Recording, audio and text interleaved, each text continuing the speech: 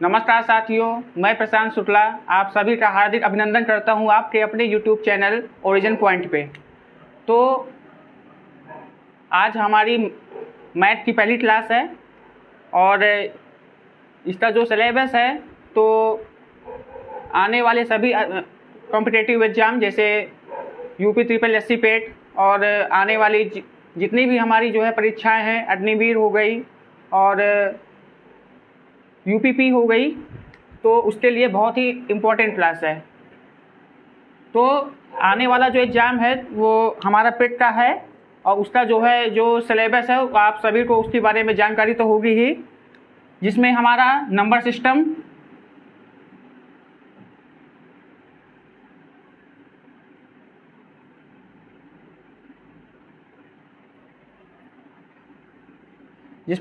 System, हो गया, पूर्ण संख्याएं हैं इसमें और फ्रैक्शन भी है,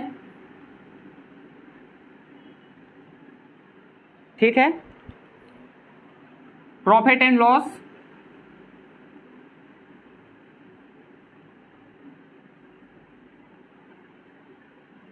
परसेंटेज,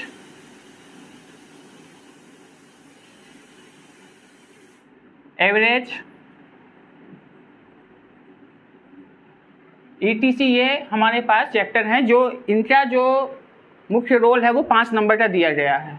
इसके अलावा जो हमारा मैथ्स में है एक तालिका आनी है, ये 5 नंबर की 2 तालिकाएं आएंगी और ग्राफ आएगा और ईच हमारा 10 नंबर कवर करेगा, ठीक है। तो देखा जाए तो 20 नंबर हमारा यहाँ से हो गया और 5 नंबर का ये हो गया, तो बहुत ही स्टोरेज सब्जेक्ट है। यदि हमारा ये बहुत अच्छे से क्लियर हो गया तो हम बहुत ही पेट पे अच्छे 80+ स्कोर मतलब अचीव कर सकते हैं। तो तालिका और ग्राफ तो इम्पॉर्टेंट है ही और बहुत इजी भी है, लेकिन इसको समझने के लिए हमें अंकगणितीय जो मैथ है वो हमारा बहुत अच्छा होना चाहिए, जैसे एवरेज है, प्रॉफिट एंड लॉस है, क्योंकि इन सभी का यूज हमारा इस पर होना है।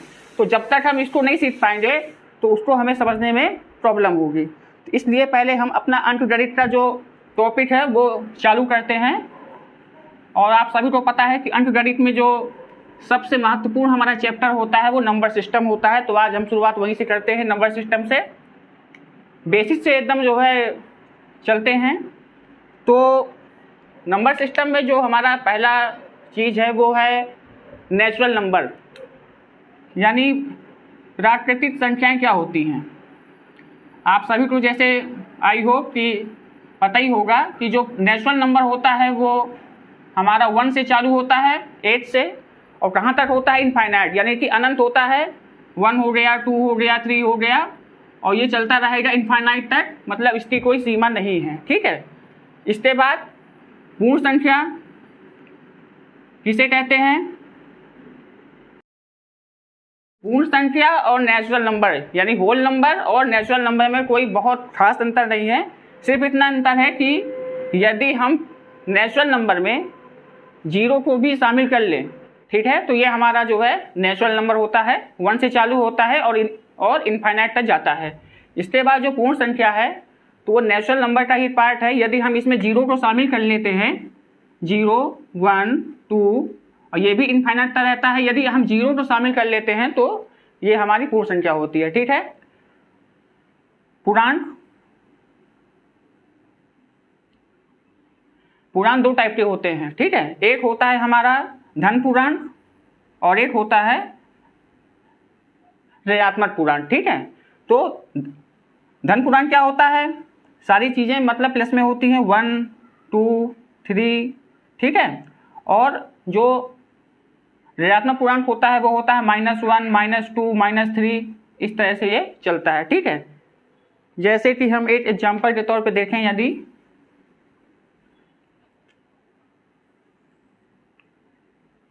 पूर्णांक है तो 0 तो शामिल होगा ही, 0 की जैसे कोई वैल्यू तो होती नहीं है, ठीक है। यदि हम 0 से दाईं तरफ चलेंगे तो ये हमारा जो पूर्णांक होगा वो प्लस में होगा, ठीक है। और यदि 0 के हम बाईं तरफ चलेंगे तो माइनस में होगा। मैं आपको बता दूं, बहुत से लोग यहाँ पे कंफ्यूज हो जाएंगे यदि मैं एक आपसे क्वेश्चन करूं। मैं यदि ये आपसे पूछूं कि सबसे छोटी धनात्मक संख्या कौन सी होती है? सब बता देंगे +1, ठीक है। और सबसे बड़ी संख्या कौन सी होती है? इनफाइनाइट होती है, तो हम बता नहीं सकते हैं। लेकिन यदि मैं आपसे पूछूं सबसे बड़ी ऋणात्मक संख्या कौन सी होती है, तो बहुत से लोग इसमें सोच में पड़ जाएंगे। सबसे बड़ी ऋणात्मक संख्या हमेशा, ये रेलवे ग्रुप डी में भी आया हुआ क्वेश्चन है कि सबसे बड़ी ऋणात्मक संख्या डायरेक्ट पूछा गया है। मैं आपको बता दूं -1 सबसे बड़ी ऋणात्मक संख्या है। और यदि आपसे पूछा जाए कि सबसे छोटी ऋणात्मक संख्या कौन सी है, तो इसी तरह जैसे हम प्लस में सबसे बड़ी संख्या नहीं बता सकते, इसी तरह से हम ऋणात्मक में सबसे छोटी संख्या नहीं बता सकते, यानी इनफाइनाइट होती है। जैसे -1 सबसे बड़ी है ना, तो -2 इससे छोटी है, -3 इससे भी छोटी हो गई। तो जितना हम बढ़ते जाएंगे ना, तो वो सब छोटी ही होती जाएगी, इसलिए हम बता नहीं सकते, ठीक है। इस चीज़ को याद रखिएगा। इसके बाद हमारा नेक्स्ट आता है सम संख्याएं, जिसको इंग्लिश में कहते हैं इवन नंबर, ठीक है। सम संख्या किसे कहते हैं? ऐसी संख्या जो 2 से पूर्ण रूप से विभाजित हो जाए, ठीक है, उसे हम सम संख्या कहते हैं। जैसे 2 हो गई, 4 हो गई, 6 हो गई, 8, 10। या हम ये भी कह सकते हैं इसको दूसरे रूप से कि संख्या का जो यूनिट डिजिट होता है, यानी इकाई क्रमांक, यदि वो 2 है, 4 है, 6 है, 8 है या 0 है, तो वो हमारी सम संख्या होगी, ठीक है। विषम संख्या के बारे में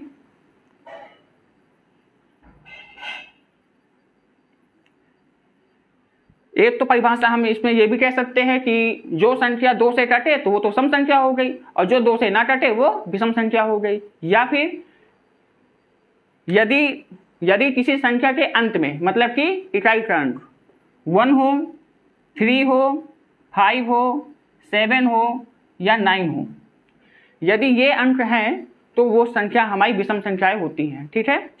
सबसे छोटी विषम संख्या 1 होती है और सबसे छोटी सम संख्या हमारी 2 होती है। इसके बाद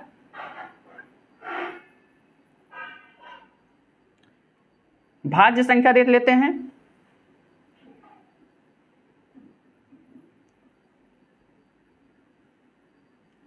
अच्छा, भाज्य संख्या क्या होती है? इसके नाम से ही हमें स्पष्ट होता है कि भाज्य संख्या क्या है। भाज्य मतलब क्या होता है? जो मतलब डिविजिबल हो। तो ऐसी संख्या जो एक और स्वयं के अतिरिक्त किसी और से भी विभाजित हो जाए, ठीक है। एक और स्वयं के अतिरिक्त, क्योंकि एक और जो स्वयं संख्या होती है वो तो कोई भी नंबर उससे डिवाइड हो जाएगा। जैसे फॉर एग्जांपल 5 है, तो 5 हमेशा 1 से तो ऑलवेज मतलब डिविजिबल होगा, और 5 यानी अपने आप से भी होगा। लेकिन इसके अलावा किसी और भी संख्या से यदि हो जाए, तब हम उसे कहेंगे कि वो भाज्य संख्या है, ठीक है। यदि मैं आपसे पूछूं सबसे छोटी भाज्य संख्या कौन सी है, बहुत से लोग इसका उत्तर शायद ना बता पाएं, क्योंकि बहुत से लोगों के मन में आ रहा होगा कि 2 है, लेकिन सबसे छोटी भाज्य संख्या हमारी 2 नहीं, क्या है बेटा? 4 है, ठीक है। क्या है? 4 है, ओके। और सबसे बड़ी, और इसके बाद कौन सी होगी? 5 होगी? नहीं होगी। क्यों? मैंने बताया कि भाज्य संख्या उसे कहते हैं जो एक और स्वयं के अलावा किसी और से भी जो है कट हो जाए। लेकिन 5 या तो 8 से कटेगा या तो अपने आप से कटेगा। किसी और से कट रहा है क्या 5? नहीं ना, 5 नहीं होगा। 4 के बाद क्या होगा? 6, क्योंकि ये 1 से और 6 से अपने आप से तो डिविजिबल है ही, लेकिन ये 2 से भी हो रहा है और 3 से भी हो रहा है, इसलिए ये भाज्य संख्या उसमें आता है। 6 के बाद 8 हो गया। इसी तरह से ये अपना चलती रहती है, मतलब एक और स्वयं के अलावा किसी और से भी इसका कटना जरूरी है, ठीक है। इसके बाद आता है हमारा प्राइम नंबर, यानी अभाज्य संख्या, ठीक है। प्राइम नंबर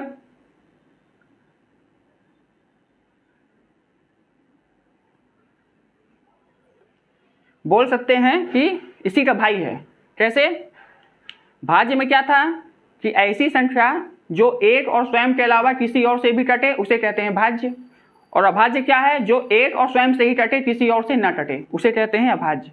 सबसे छोटी अभाज्य संख्या, बहुत ही इंपॉर्टेंट फैक्ट बता रहा हूं, और ये अक्सर यूपी टेट में भी आया हुआ है और भी अदर्स एग्जाम में 8 नंबर में ये डायरेक्टली मतलब पूछ लिया जाता है कि सबसे छोटी अभाज्य संख्या कौन सी होती है। तो सबसे छोटी अभाज्य संख्या कौन सी होती है? 2। मतलब सबसे छोटी अभाज्य संख्या जो होती है वो 2 होती है, और अभाज्य संख्या की शुरुआत यहीं से होती है, 2 से, ठीक है। इसके बाद 3,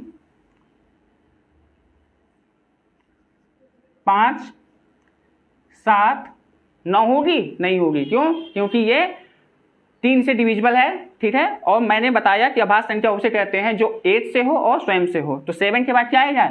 11, 13, इसी तरह से ये चलता रहता है, ठीक है। तो ये हमारा हो गया अभाज्य संख्या तक। इसके बाद हम पढ़ेंगे 2 टॉपिक हमारे, जो देखिए हम वही चीज़ हम टॉपिक पढ़ेंगे जो हमारे लिए बहुत ही महत्वपूर्ण है, जिसका हमें फायदा मिलेगा, ठीक है। फालतू में अनावश्यक चीज़ों को बताने से कोई मतलब नहीं है, ठीक है। तो जो 2 चीज़ें और बची हैं, परिमेय संख्या और अपरिमेय संख्या, इसके बारे में आपको बता देता हूँ और डायरेक्टली हम अपने एक्सरसाइज पे चलते हैं। आइए, परिमेय संख्या और अपरिमेय संख्या की स्तर जो है पार्ट है वास्तविक संख्या का, ठीक है। वास्तविक संख्या 2 प्रकार की होती हैं।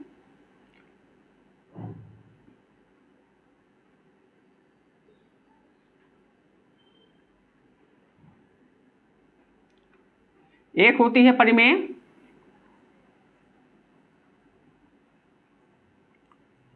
और दूसरी होती है हमारी अपरिमेय। अच्छा बताइए, परिमेय संख्या किसे कहते हैं? ऐसी संख्या जिसे p/q के रूप में हम लिख सकते हो उसे कहते हैं परिमेय संख्या, और जिसे p/q के रूप में हम नहीं लिख सकते हैं उसे कहते हैं अपरिमेय संख्या। बताइए, जैसे 2 है, 2 है, क्या ये परिमेय संख्या है? क्या हम इसे फ्रैक्शन के रूप में लिख सकते हैं? ठीक है, यानी बटे के रूप में। तो जी हाँ, लिख सकते हैं। क्यों? यदि मैं अपने आप से बटे 1 कर दूं तो क्या कोई फर्क पड़ने वाला है? इसमें नहीं पड़ेगा। जितनी भी संख्याएं होती हैं, 15 है, 100 है, आपके मन में जो भी संख्या आ रही है, हम सब में बटे 1 कर सकते हैं, उससे कोई फर्क नहीं पड़ता। लेकिन फर्क नहीं पड़ता इस वजह से अनावश्यक रूप से हम इसे शो नहीं करते हैं, ठीक है। अदरवाइज 1 सबके पीछे रहता है, जो है ना नीचे, तो हम इसे अपॉन 1 करके लिख सकते हैं, इसलिए ये परिमेय संख्या है। इसके अलावा और कौन सी होती है? इंपॉर्टेंट है, कई बार डायरेक्टली पूछा जाता है कि 22/7 होता है, क्या ये परिमेय संख्या है? मतलब जितनी भी हम 3/5 अपने आप से 4/7 जितनी भी हम अपॉन के रूप में लिख सकते हैं, अंश और हर के रूप में, वो सारी परिमेय संख्या होती है, ठीक। इसके अलावा जो परफेक्ट स्क्वायर रूट होते हैं, जैसे 4 का स्क्वायर रूट कितना होगा? 2 होगा ना। 5, इसका कितना होगा? परफेक्ट स्क्वायर है ये? परफेक्ट स्क्वायर रूट नहीं है, क्योंकि इसका जो मान आएगा ना, 4 का तो 2 होता है, तो 5 का 2 पॉइंट समथिंग आएगा। तो यदि परफेक्ट स्क्वायर होगा ना तभी परिमेय होगा, अदरवाइज परिमेय नहीं होगा वो, ठीक है। अभी बताऊंगा ये क्या होगा।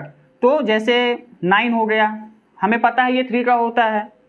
16 हो गया, पता है 4 का होता है। तो ऐसे सारे रूट जिसका मान हमारा पूरा निकल आवे, ठीक है, तो वो हमारा परिमेय संख्या में आ जाएगा, ठीक।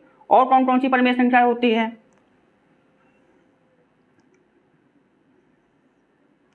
अच्छा, एक चीज इसमें ये याद रखिएगा कि परिमेय संख्या में यदि जो अगर हम नीचे वाला डिवाइड करें, ठीक है, तो इसका जो मान होगा ना वो मतलब हमारा रिपीट होना चाहिए, ठीक है। यदि ये मान रिपीट नहीं होगा तो वो अपरिमेय हो जाएगी, ठीक है। और यदि ये रिपीट नहीं होगी, यदि ये मतलब जो है रिपीट होती रहती है बारी बारी से, तो मतलब ये परिमेय संख्या होती है। कुल मिला के यदि हम कहें, यदि कोई संख्या का यदि हम डिवाइड कर रहे हैं और वो संख्या जो उसका भागफल होता है तो वो एक निश्चित अंतराल के बाद रिपीट नहीं होता, तो कभी हम उसे p/q के फॉर्म में लिख ही नहीं सकते, ठीक है। तो वो हमारी अपरिमेय हो जाएगी, ठीक है। जैसे कई बार पूछा गया है पाई, ठीक है, पाई को मतलब डायरेक्टली पूछा गया है कि पाई कैसी संख्या है, परिमेय है या परिमेय है, पूर्ण संख्या है, नेचुरल नंबर है, क्या है? तो यह परिमेय संख्या है, ठीक है। कैसे? अच्छा, जब हम ज्योमेट्री पढ़ते हैं ना तो पाई का मान 22/7 भी होता है, और कहीं कहीं हम लिख देते हैं पाई का मान 3.16, ठीक है। तो यदि पाई का मान 22/7 लेके चल रहे हैं तो वो परिमेय होगी, लेकिन यदि पाई का मान हम 3.16 ले रहे हैं तो ये अपरिमेय हो जाएगी। अब आप कहेंगे ऐसा क्यों? ऐसा इसलिए बेटा कि ये जो मान होता है ना पाई का 3.16, ये इसके बाद अंक मतलब रिपीट नहीं हो रहे हैं, देखो ये 3.16 में ही खत्म हो जाता है, इसलिए ये अपरिमेय है। यदि अंक रिपीट हो रहे होते ना तो इसको भी हम क्या मान लेते हैं? परिमेय, क्योंकि मैंने अभी बताया कि परिमेय में अंक मतलब रिपीट होते हैं दशमलव के बाद, ठीक। तो पाई हमारी क्या है, अपरिमेय है। और ऐसे स्क्वायर रूट जिसका मान मतलब पूरा पूरा ना निकले, जैसे अभी बताया मैंने √5 पूरा नहीं आता तो अपरिमेय है, पूरा आ जाए तो परिमेय है। √7, √8, ठीक, जिसके मान पूरे नहीं मतलब आ सकते, इनका जो स्क्वायर रूट होगा, यदि ये परफेक्ट नहीं आ रहा है, दशमलव में आंसर आ रहा है, तो ये हमारा अपरिमेय होगा।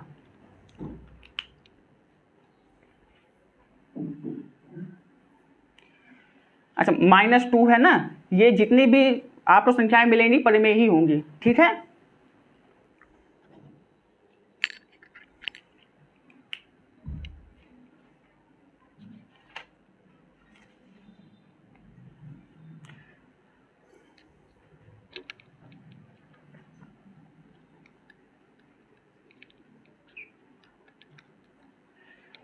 अच्छा, आगे बढ़ने से पहले हमारे लिए एक चीज़ बहुत ज़रूरी है, जिसका हमें बार बार यूज तो करना ही है।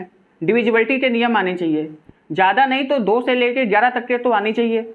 जैसे हम कैसे पहचानेंगे कि कोई संख्या है आपके पास, क्या ये 2 से कट रही है पूरी पूरी, 3 से कट रही है, 4 से हो रही है कि नहीं हो रही, तो ये चीज़ हमें पता होना चाहिए, जिससे हमारा टाइम ना बहुत ज़्यादा मतलब बचता है, और टाइम बाउंडेशन ही हमारे लिए बहुत इंपॉर्टेंट होती है ना।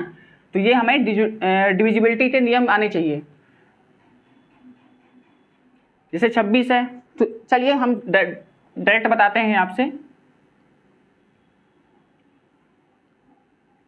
कोई संख्या 2 से विभाजित है कि नहीं, कैसे जानेंगे? अभी पहले भी आपको मैं बता चुका हूं कि अगर संख्या के इकाई का अंक क्या हो, 0 हो, 2 हो, 4 हो, 6 हो, 8 हो, तो वो संख्या हम मानते हैं कि ये 2 से पूरी जो है डिवाइड हो मतलब हो जाएगी, चाहे जितनी बड़ी संख्या हो। जैसे ये लिख लीजिए, लास्ट में 6 है ना, निश्चित रूप से ये 2 से डिवाइड होगी, सोचने की जरूरत ही नहीं है, ठीक है, 2 से 100% होगी। तो यदि इकाई का अंक ये हो तो हमारा वो संख्या 2 से डिवाइड होती है। 3 से देखिए,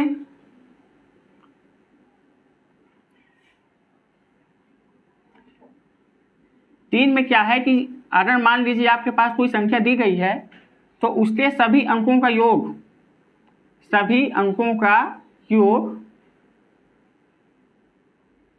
3 से डिवाइड। यदि सभी अंकों का योगफल 3 से डिवाइड है तो वो संख्या भी हमारी 3 से पूरी जो है विभाजित हो जाएगी। जैसे 345 है, सभी को जोड़िए, 5 4 9 9 3 12, ठीक है। तो 12 क्या है, 3 से डिविजिबल है ना, तो निश्चित रूप से ये संख्या भी 3 से पूरी डिवाइड हो जाएगी। इसी तरह 4 से देखिए,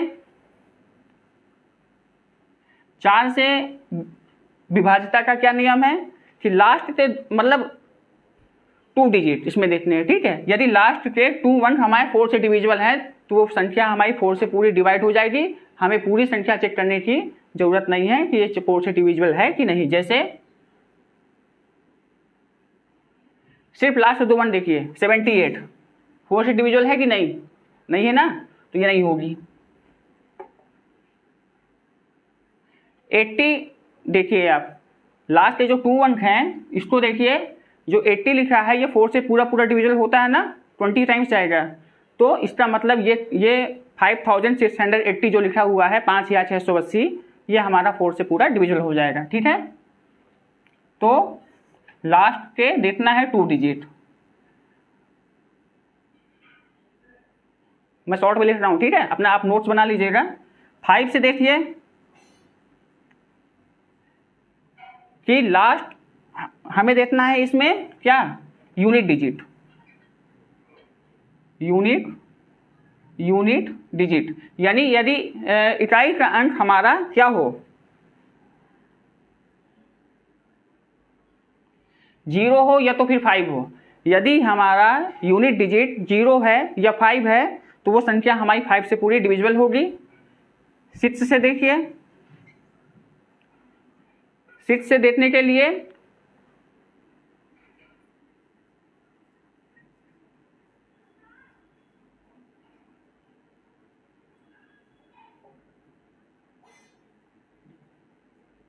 जो संख्या हमारी 2 से और 3 से, या नहीं होगा एंड होगा, ठीक है। जो संख्या हमारी 2 व 3 दोनों से जो है डिवाइड होगी वो संख्या निश्चित रूप से हमारी 6 से भी डिवाइड हो जाएगी, ठीक है। 7 से 7 का हटा दो, क्योंकि 7 का कोई जो इसका रूल भी है ना वो बहुत ही मतलब टेढ़ी खीर है। इससे अच्छा है जितना टाइम हमें 7 के नियम में लगे ना उतनी देर में तो हम ऐसे ही कर लेंगे। तो 8 देखिए,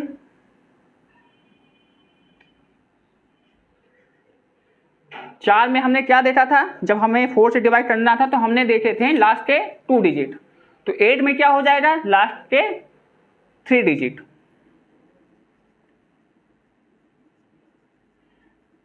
मतलब यदि लास्ट के 3 अंक हमारे 8 से डिविजिबल हैं तो वह संख्या भी हमारी पूर्ण रूप से 8 से डिविजिबल हो जाएगी, ठीक है। 9 से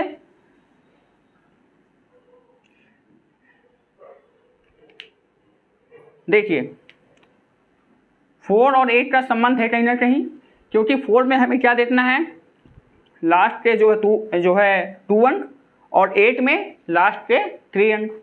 इसी तरह 3 में क्या था, सभी अंकों का योगफल 3 से डिवाइड होना चाहिए। तो 9 में क्या होगा, सभी अंकों का योगफल 9 से डिवाइड होना चाहिए। सभी अंकों का योग किससे डिवाइड होना चाहिए, 9 से, ठीक। सभी अंकों का योग यदि 9 से डिवाइड है तो वो संख्या भी हमारी 9 से डिवाइड हो जाएगी। 10 का तो मेरे ख्याल से सभी को आता ही होगा, है ना। 10 से क्या होता है कि यूनिट डिजिट क्या होना चाहिए, लास्ट में 0 ही होना चाहिए। यदि यूनिट डिजिट लास्ट में 0 है तो वो संख्या हमारी निश्चित रूप से 10 से डिवाइड हो जाएगी, ठीक है। Unit digit must be 0। यदि यूनिट डिजिट हमारी 0 है तो वो संख्या 10 से डिवाइड हो जाएगी। और लास्ट में हमारा जो एक और संख्या बचती है वो 11 से और बता देता हूं। 11 से करने का नियम क्या है कि मान लीजिए कोई संख्या लिखी हुई है तो उसके सम स्थानों के अंकों का योगफल,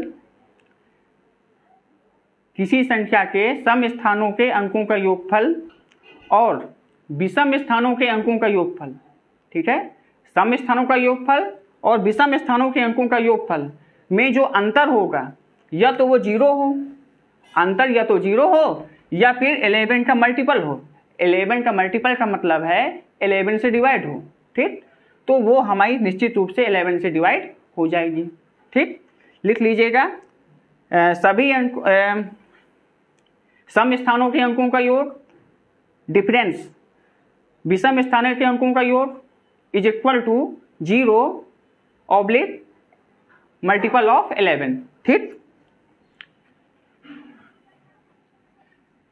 लिख नहीं रहा हूं, अभी मैं एग्जांपल दूंगा ना तो उसमें सब सारी बातें क्लियर हो जाएंगी, ठीक है।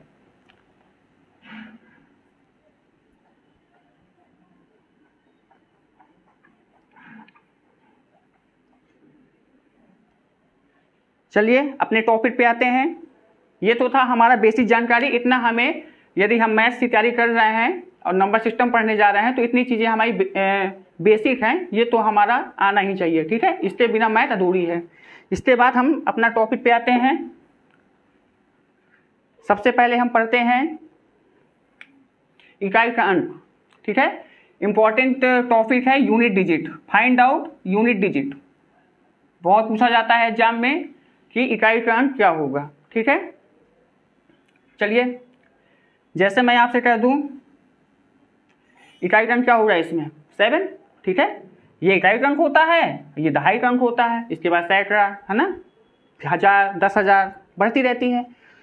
तो हमसे 1000 या दहाई ये सब नहीं पूछेगा, सिर्फ इकाई का अंक पूछता है क्वेश्चन में। तो इसमें क्या है 7।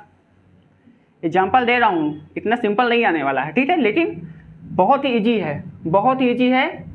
और यदि कोई चीज़ समझ में नहीं आती है ना आपको तो मेरे वीडियो के बाद आप कमेंट सेक्शन में लिख के आप भेज दीजिएगा। मैं अगली क्लास में उसको निश्चित रूप से प्रयास करूंगा कि वो चीज़ मैं आपको समझा सकूं, ठीक है।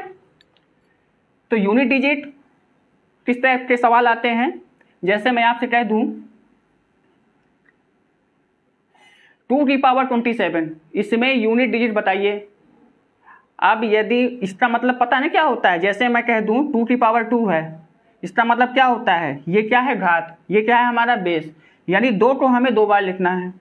2 × 2 यानी 4, ठीक। तो यूनिट डिजिट क्या आ जाएगा 4। लेकिन यदि हमसे कह दिया जाए कि 2 की पावर 27, तब तो यदि हम इस तरह करें, इसका मतलब हुआ 2 हमें लिखना है 27 times, 2 into 2 into 2 into 2 into 2 into 2 into, इस तरह से हमें 27 टाइम्स लिखना है। अब सबका मल्टीप्लाई करिए, 2 2 जा 4, 4 2 जा 8, 8 2 जा 16, 16 2 जा 32, 32 2 जा 64, 64 2 जा 128।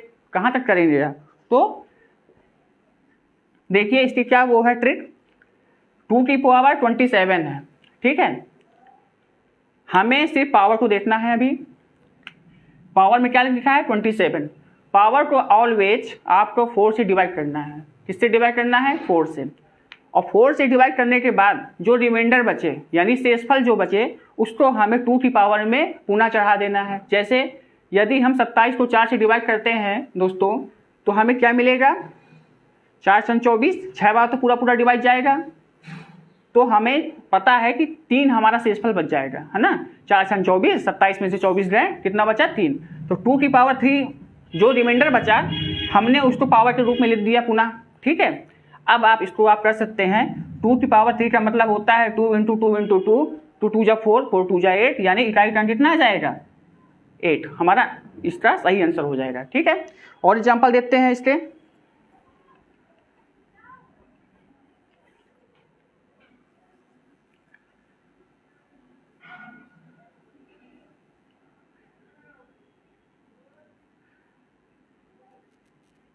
इसमें कह दिया जाए आपसे यूनिट डिजिट क्या होगा, ठीक है। तो हमें 527 गुणे 492 पूरा करने की जरूरत नहीं है। यूनिट डिजिट का मतलब क्या हुआ? इकाई टर्म। तो आप सिर्फ इसमें इकाई टर्म देखिए ना, इसमें इकाई टर्म क्या है? 527 में 7 है, इसमें क्या है? 2 है, और इसमें क्या है? 8 है। अब बीच में क्या है? इंटू का निशान है, तो 7 का मल्टीप्लाई करिए 2 में, कितना आया? 7 2 जा 14, ठीक है। और 14 का कर दीजिए 8 में, तो 14 8 जा 14 कितना होता है? 192। तो 192 का हमारा यूनिट डिजिट क्या है? 2 है, ठीक। लेकिन आपको वैसे नहीं करना, आंसर सही है लेकिन आपको वैसे नहीं करना। देखिए कैसे करना है। 7 2 जा 14, और मैंने कहा 14 8 जा 192। आपको 14 पूरा लेने की जरूरत ही नहीं है। हमसे क्या पूछ रहा है? यूनिट डिजिट, यानी सिर्फ इकाई टर्म। तो आपको इससे मतलब ही नहीं है, हटा दीजिए। जहां भी आपको, मेरे कहने का मतलब ये है कि जहां भी आपको जिस संख्या में 2 अंक मिल जाए तो आप दाहिर टर्म हटा दो, सिर्फ इकाई टर्म देखिए। 7 2 जा 14, 14 का आप इकाई टर्म लीजिए सिर्फ 4, ठीक। अगर हम 4 ले लेते हैं तो 4 इंटू 8, 4 8 जा 32, 2 1 सर, 2 वहां से भी आ रहा था। हम क्यों 14 टेबल पर हैं, ठीक है। अभी तो मान लीजिए 14 मिल गया, अगर हमें 24 मिल जाता तो आप 24 18, मान लीजिए किसी को पहाड़े नहीं आता, तो हमें क्या करना है, ठीक है। सिर्फ आप इकाई टर्म देखिए बस।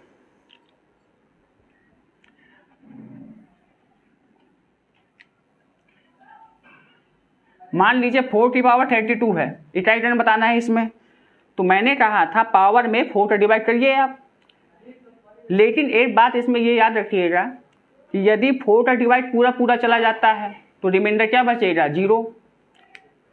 और किसी की पावर अगर 0 होती है तो उसका मान क्या होता है? हमेशा 1। लेकिन आपको ऐसा यहाँ पे नहीं करना, ठीक।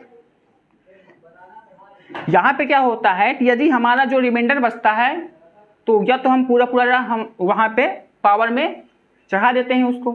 लेकिन यदि रिमाइंडर बिल्कुल भी ना बचे, यानी पूरा पूरा ये कट हो रहा हो 4 से, तो 0, तो हम क्या करते हैं? पुनः हम घात चढ़ा देते हैं 4 की। यह हमेशा आप बात याद रखिएगा कि यदि शेषफल 0 आ रहा है तो आपको पावर क्या चढ़ानी है?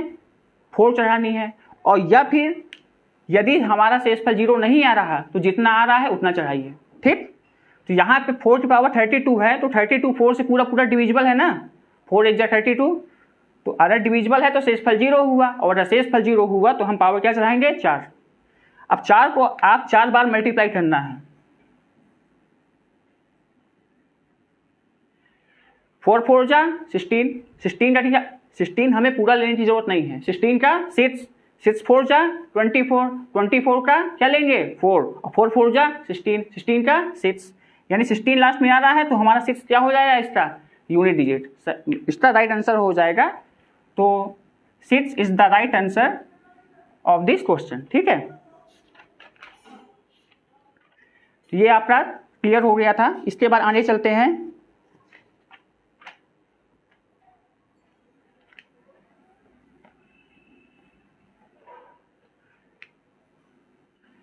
आपसे कह दिया जाए, मान लीजिए फॉर एग्जांपल ले लें ऐसे 1092 इंटू 105 इंटू 513 इंटू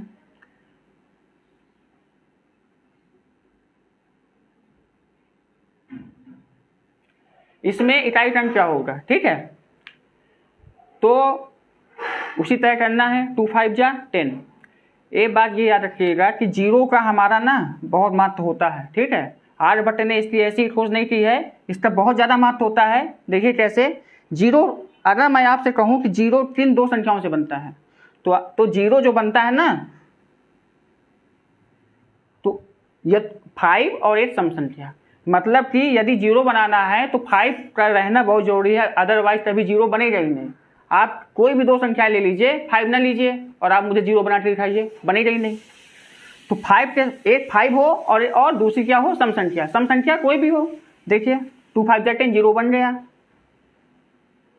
5 4 जा 20 जीरो बन गया। ठीक है, 5 6 जा 30 जीरो बन गया। ठीक है, तो 5 का रहना बहुत जरूरी है और एक सम संख्या, यानी 5 और सम संख्या से क्या बनता है, जीरो। अब इस क्वेश्चन में देखिए क्या था विशेषता, पूरा हमें देखना ही नहीं था। देखिए यहाँ पे क्या है 5 और ये क्या है, एक सम संख्या है, तो क्या बना, जीरो बना। अब जीरो का मल्टीप्लाई आप चाहे जिस संख्या में करो, हमेशा उत्तर वो क्या देगा, जीरो। तो इस क्वेश्चन का आंसर क्या होगा, जीरो होगा। कोई भी ले लीजिए, देखिए ये 5 है, आपने कहा इसको हमने देखा ही नहीं, ये सम संख्या, तो ये भी देखो सम संख्या है, ये भी सम संख्या है।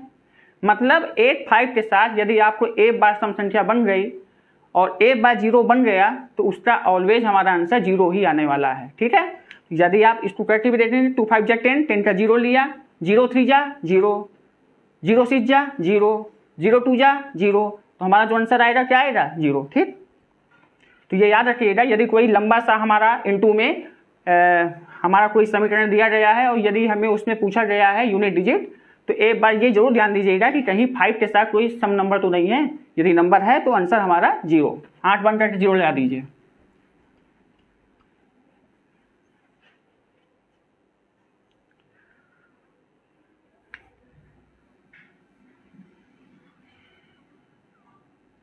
लीजिए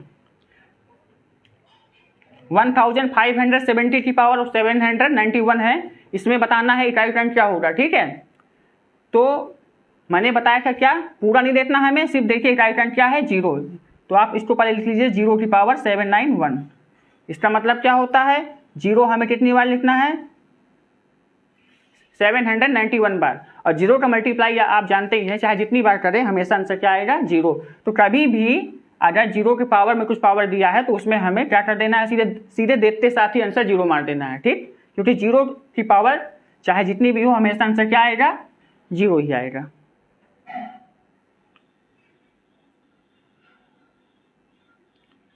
इसमें बताइए, इसमें आंसर क्या आएगा, 1 की पावर, देखो पहले हमने क्या लिखा, 1 की पावर 722। ठीक, तो इसका मतलब हुआ कि 1 हमें मल्टीप्लाई में लिखना है 722 टाइम्स। तो 1 का हम चाहे जितनी बार भी मल्टीप्लाई करें, हमेशा आंसर कितना आएगा, 1। ठीक है, 1 1 जा 1, 1 1 जा 1, 1 1 जा 1, तो हमारा हमेशा आंसर क्या आएगा, 1। तो यदि जीरो की पावर में कुछ दिया है तो आंसर क्या आएगा, जीरो, और यदि 1 के पावर में दिया है तो कितना भी पावर हो तो आंसर क्या आएगा, जीरो, सॉरी 1 आएगा।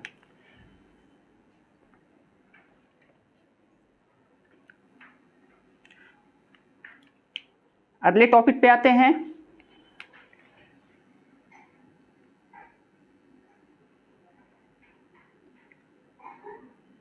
संख्याओं को जोड़ना।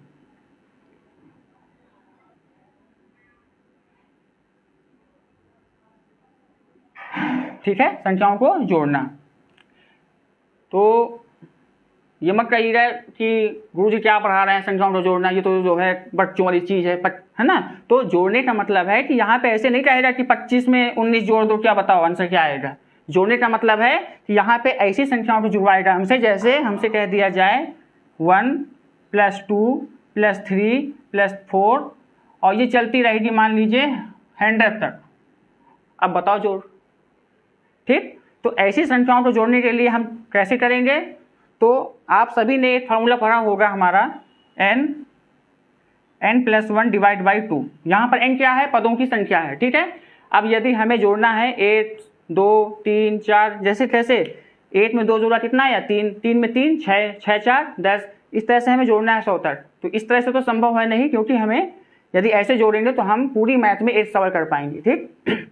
तो इसके लिए एक फार्मूला है n + 1 / 2। यहाँ पर जो n है वो पदों की संख्या है, और पदों की संख्या यदि हम इसमें देखें 1 से लेकर 100 तक में पदों की संख्या कितनी है, 100 है। क्यों, बीच में कितने डिफरेंस है, 1 1 का है ना, तो पदों की संख्या कितनी होगी, 100 ही होगी।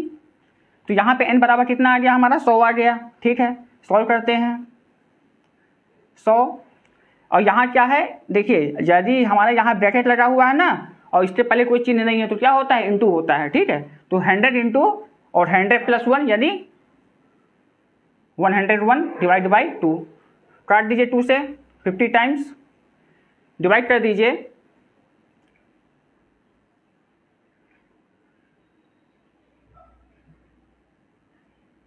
यानी 5050 हमारा इसका क्या हो जाएगा, योगफल आ जाएगा, ठीक है, आंसर आ जाएगा, ठीक है।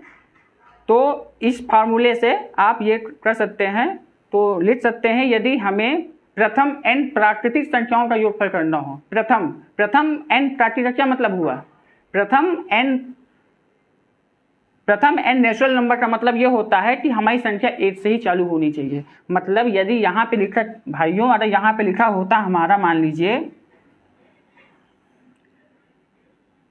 5 6 7 8, कह दो अब जोड़ के बताओ, तो अब ये हमारा नहीं लगा सकते। क्यों, क्योंकि जो ये फार्मूला होता है ये होता है प्रथम n नेचुरल नंबर का योगफल, यदि हमें यानी 1 से चालू होना चाहिए, ठीक है। और ये चाहे 100 तक हो, चाहे 200 तक हो, चाहे 500 तक हो, लेकिन यदि 1 से चालू नहीं है तो इस फार्मूले का यूज नहीं कर सकते, ठीक।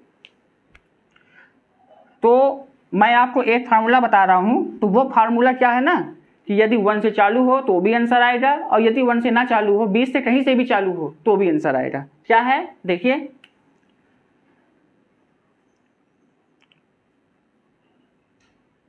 प्रथम संख्या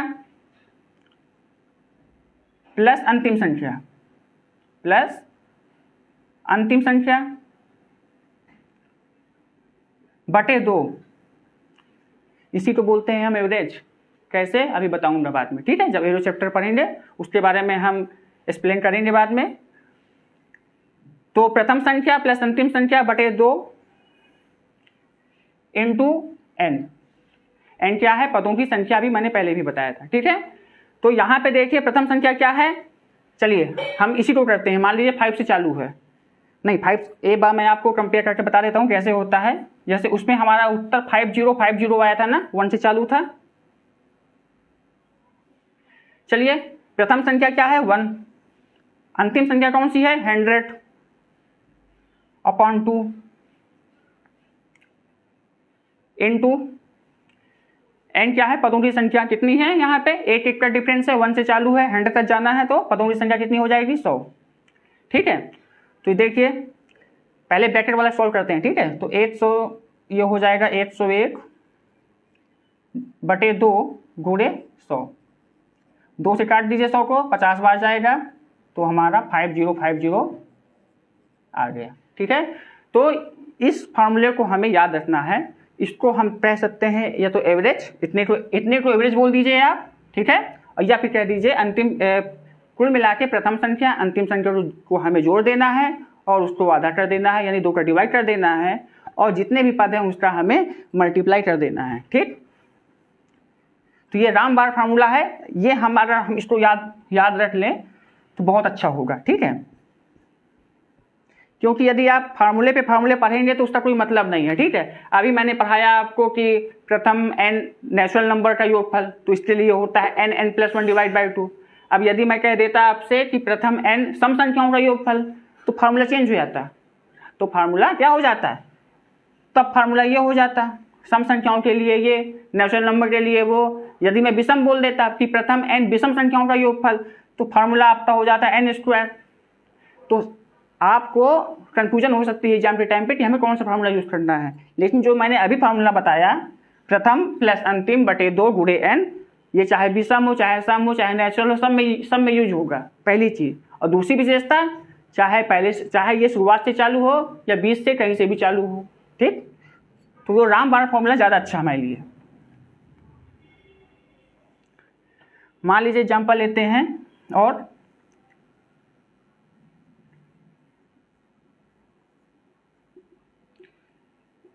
दो से लेके हमें 50 तक के नंबरों को सारे को जोड़ना है, ठीक है।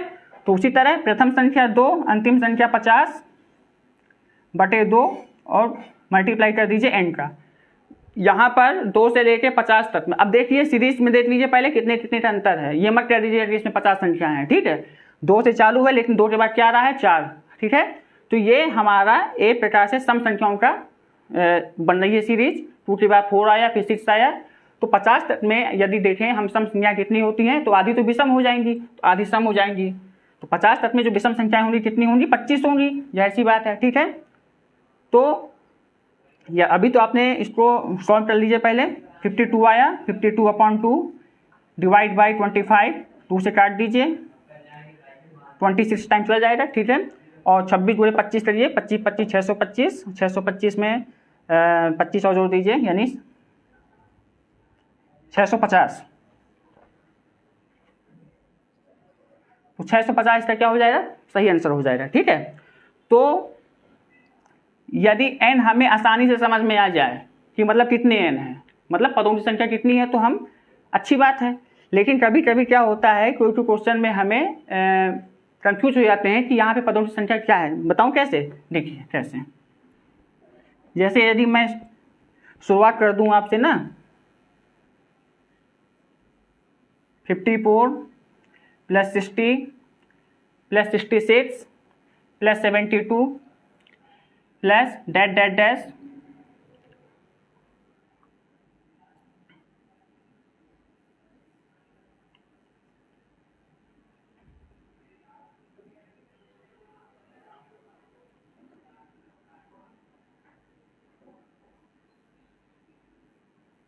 मान लीजिए ये है, ठीक है। अब 54 से अब बताओ पदों की संख्या कितनी है, आप सोचना पड़ेगा, है ना। इसलिए कह रहा हूँ, जो n कैसे निकालते हैं उसको हम देख लेते हैं। उसका एक छोटा सा मतलब जो है रूल है, तो उससे हम क्लियर कर सकते हैं कि पदों की संख्या क्या होगी। अच्छा, इस फार्मूले में एक चीज़ का विशेष याद रखिएगा, क्योंकि बोलते हैं ना कि नकल करने में भी अकल लगती है। तो ये मत सोचिएगा कि चाहे जहाँ से चालू हो फार्मूला पेल दो साले को, है ना। तो ऐसा नहीं करना है, ठीक है। कैसे करना है कि जो हमारी सीरीज हो तो वो हमारी समांतर श्रेणी में होनी चाहिए। समांतर श्रेणी बोले तो पदों की जो संख्या, जो हमारा सीरीज है वो समांतर श्रेणी का मतलब हुआ कि जो अंतर है ना वो सब में डिफरेंस समान होना चाहिए। देखिए इसमें 6 का अंतर है, इसमें भी 6 का अंतर है, इसमें भी 6 का अंतर है। ऐसा नहीं कि एक में 6 का अंतर है, एक में 5 का अंतर है, किसी में 12 का अंतर है, तो भी ये फार्मूला लगाते हैं। तब ऐसे पहले बात तो ऐसे क्वेश्चन आते भी नहीं है, और यदि आएगा तो हमें उसको फिर पूरा नंबर जोड़ना पड़ेगा 8, ठीक है। तब ये फार्मूला यूज नहीं कर सकते। तो यदि इसको हमें जोड़ना है, देखिए सीरीज में है ना। अच्छा 232 ये भी हमारा 6 के अंतर में होगा, लेकिन मैंने एग्जाम्पल लिया है, शायद ये 6 से डिविजिबल ना हो, ठीक है। मैंने एक एग्जाम्पल के तौर पे आपको समझाया है। क्वेश्चन आपको अभी मैं करवा रहा हूँ। मान लीजिए 23 है प्लस 25 है 27, ये चला जा रहा है 99 तक, ठीक है। इनका योगफल बताना है। देखिए 20 से चालू है, ठीक है। लेकिन सबसे पहले हमें देखना है डिफरेंस, 2 का है सब में, ये है ना। 2 का डिफरेंस सब में है, तो ये हमारा फार्मूला अप्लाई हो जाएगा। कौन सा, प्रथम संख्या 23, अंतिम संख्या चाहिए, अंतिम संख्या क्या है 99 बटे 2 इंटू n। अब फिर से वही थोड़ा सोचना पड़ेगा। डायरेक्टली आप एक बार में नहीं बता सकते कि 23 से लेकर 99 तक में 2 के डिफरेंस में कितनी संख्याएं है ना। तो वो देख लीजिए। n मतलब कैसे निकालते हैं, n निकालने के लिए क्या है, अंतिम संख्या लिखिए आप, ठीक है, अंतिम माइनस प्रथम संख्या, शॉर्ट में लिख रहा हूं, ठीक है, अंतिम माइनस प्रथम बटे अंतर। कौन सा अंतर, सीरीज में अंतर। ये देखिए जैसे इसमें क्या है, क्या का अंतर है, 2 का अंतर है, अगर 4 का अंतर होगा तो अंतर 4 हो जाता है, ठीक है। तो ये अंतर प्लस 1, इसको नोट कर लीजिए, ठीक है। तो इससे हम पदों की संख्या आराम से बता सकते हैं, चाहे जितनी लंबी सीरीज हो, ठीक है। तो देखिए अंतिम संख्या हमने लिया 99, प्रथम कौन सी लिया 23 है ना, 23 बटे अंतर कितने का है, सब में डिफरेंस 2 का है, और बाद में +1 कर दीजिए, ठीक है। 99 में 23 हटा दीजिए, 9 में 3 गए 6 और 9 में 2 गए 7 बटे 2 +1, काटिए इसको, 2 3 6 2 8 16 +1 कितना है 39, यानी 39 संख्याएं हैं इसमें, ठीक है। 2 का डिफरेंस है, विषम संख्याएं हैं, विषम संख्याओं की सीरीज है, और पदों की संख्या कितनी है 39। तो 39 क्या हो जाएगा, इसमें मल्टीप्लाई हो जाएगा। अब इनको जोड़ लीजिए, कितना हो जाएगा,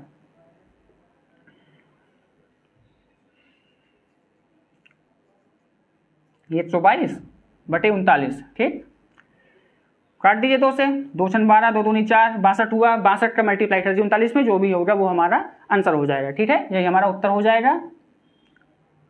तो इस तरह से हम इस फॉर्मूले का यूज करते हैं। एनडी बता दिया कैसे निकालते हैं, ठीक है।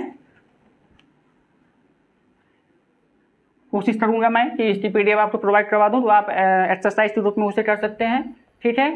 तो भाई और बहनों, आज का वीडियो हम अभी यहीं तक रखते हैं। जो अपनी अगली क्लास लेकर आएंगे तो हम उसमें जो अपना नया टॉपिक है अभी, जैसे कि नेचुरल नंबर के वर्गों का योग, नेचुरल नंबर के घनों का योग, है ना। तो ये सब हम अपने नेक्स्ट क्लास में करते हैं। तब तक के लिए जय हिंद, जय भारत।